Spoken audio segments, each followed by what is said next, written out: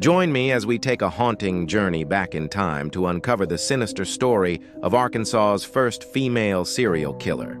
Her name was Christina Marie Riggs. She was born September 2nd, 1971. She spent a good portion of her life moving from Oklahoma and Arkansas, so you'll hear both places mentioned throughout.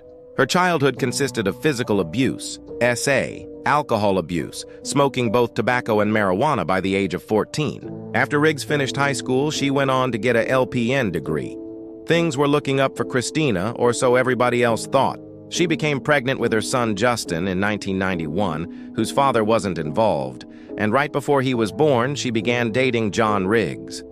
They married a year later and had a daughter, Shelby, in December 1994.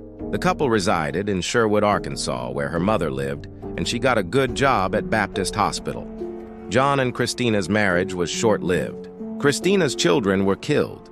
She had planned to give them a combination of injectable potassium chloride, amitriptyline, sedative pills, and the injectable pain medication morphine. She obtained the amitriptyline from a local pharmacy, and she stole the rest of it from the hospital. Riggs injected the potassium chloride into Justin first, and the undiluted medication caused a great deal of burning in his veins, but didn't kill him.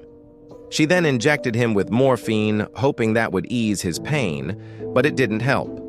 She ultimately decided to smother him. She also smothered her daughter Shelby, but didn't try injecting her with any medications, as she saw how much Justin suffered during her initial attempts in taking his life.